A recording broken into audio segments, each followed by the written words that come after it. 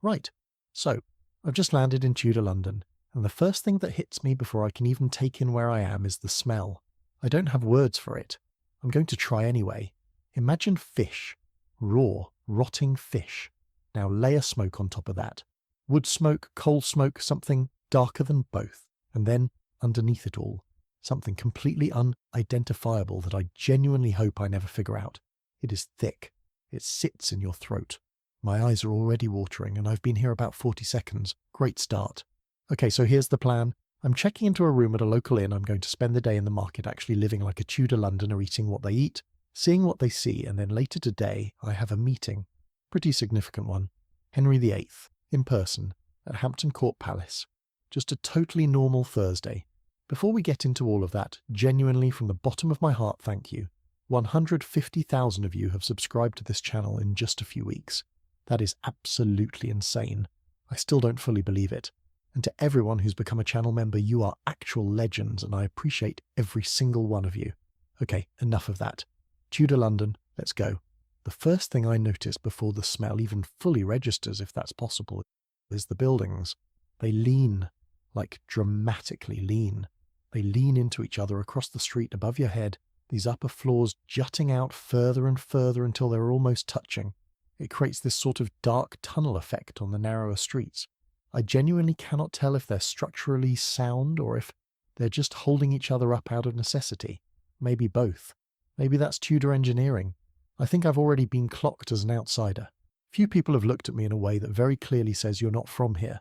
Fair enough, honestly. So first stop, my accommodation, the Boar's Head Inn.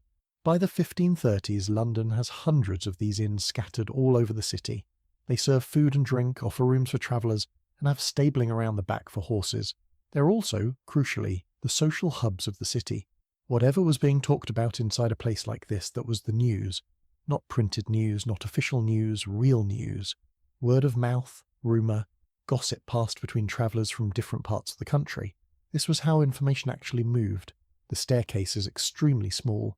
I feel absolutely enormous. The average Tudor Londoner was genuinely shorter than we are today, a combination of diet, disease, and childhood conditions that affected growth. But knowing that intellectually, and then actually crouching through a doorframe, are two very different experiences. The room itself is look, it has charm, a certain rustic historical charm.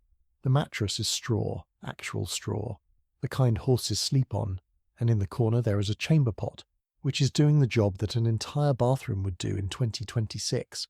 I haven't seen one of those since my ancient Rome trip, and I was hoping never to see one again. No such luck. The window, though, the view from the window is something else. Just unfiltered Tudor life happening right below me. People, carts, animals, noise. It's like watching the world before it knew it was being watched. All right, I need to change. If I walk around in modern clothes for 5 minutes longer, I'm going to cause an incident. So, the outfit. Linen shift as the base layer linen because it's breathable and washable, which matters a lot when you don't have running water. On top of that, a wool kirtle, which is essentially a fitted dress. Then the overdress over that.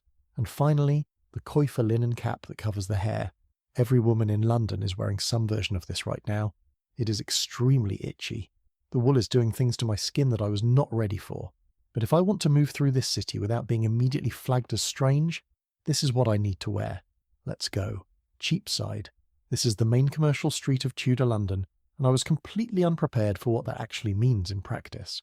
This is not a market in the way we'd think of a few stalls, some organised rows, maybe some background music. This is every single person in the street simultaneously doing something at full volume. Traders shouting the price of their goods, animals being moved through the crowd, cartwheels on cobblestones, buyers arguing, kids running errands, a pig, an actual living pig, just being somewhere it shouldn't be. I found that out personally when it walked directly into me and nearly took me off my feet on day one. Outfit already covered in mud. Fantastic. I want to try the food. Eel pie is apparently a staple here. The Thames is full of eels. They're cheap, they're plentiful, and Londoners have been eating them for centuries. I find a vendor and I go for it. It's actually not bad. It's earthy, which I expected, but there's also this sweetness underneath it that I genuinely wasn't anticipating. Medieval cooks used a lot of spices, partly for flavour, partly because spices were a sign of wealth, and partly because they believed certain flavours had medicinal properties. Whatever's in this pie, I'm not complaining. Solid 6 out of 10. Would have again. Further down the street, I stop outside a workshop where a boy who looks about 10 is already mid-apprenticeship. He's been placed with a tradesman, learning the craft that will define the rest of his working life. There is no school after a certain point, no adolescence in the way we understand it.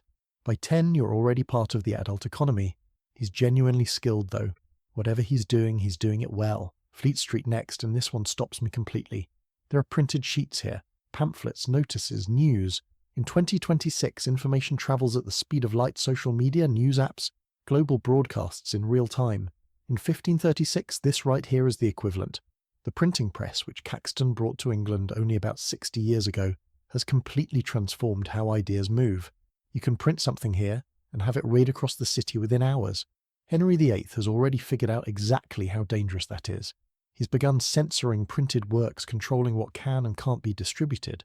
He understands that whoever controls the printed word controls the narrative.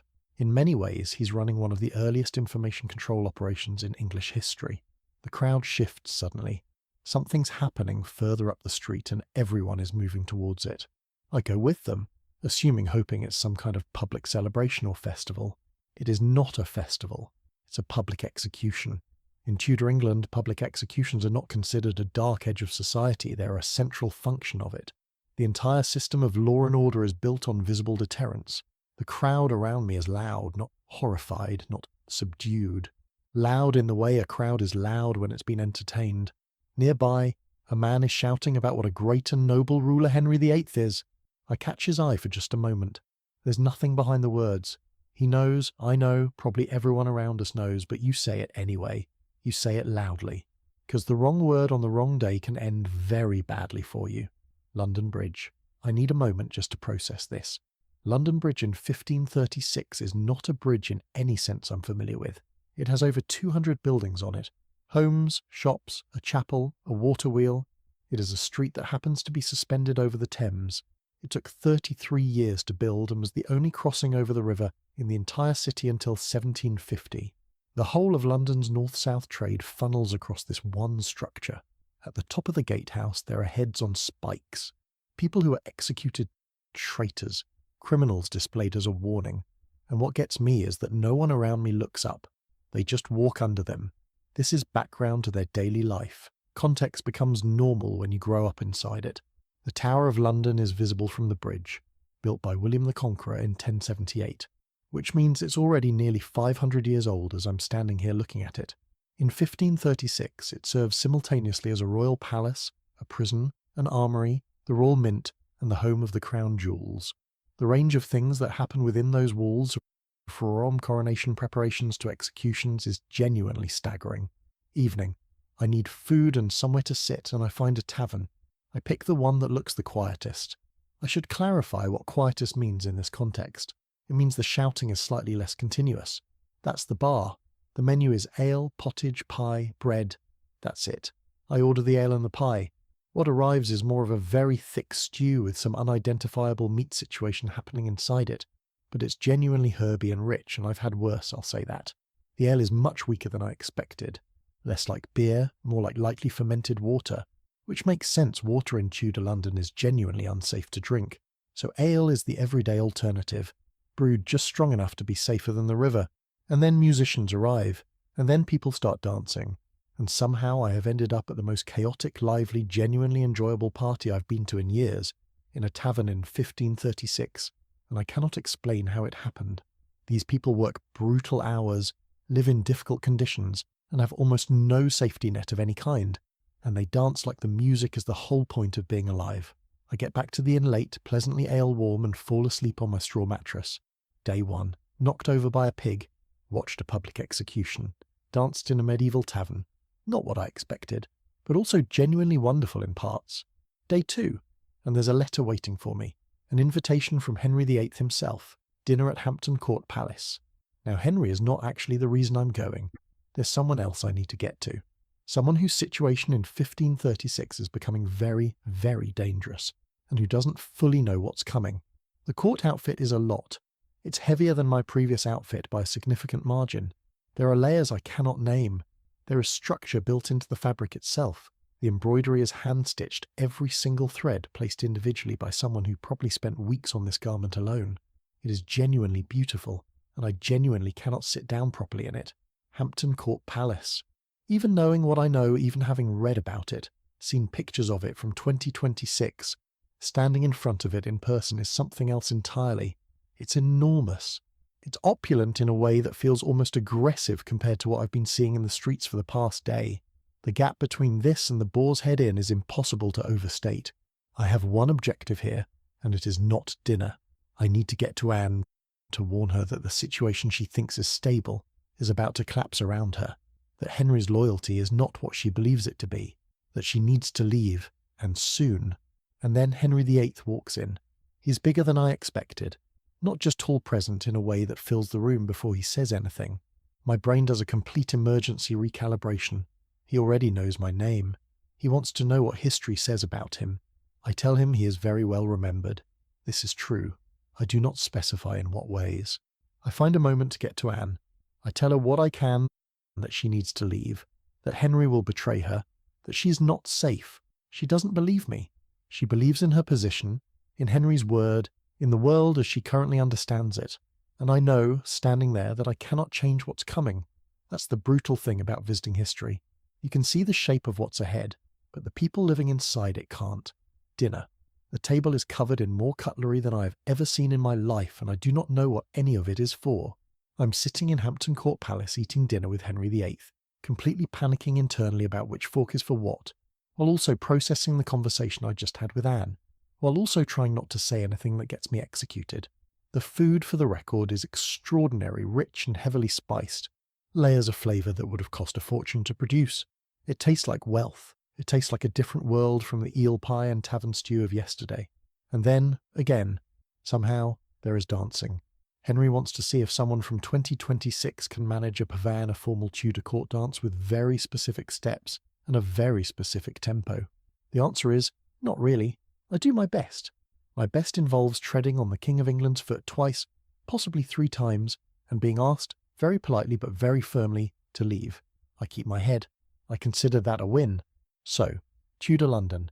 It is louder than anything I have experienced. It smells in ways that I genuinely did not know were possible.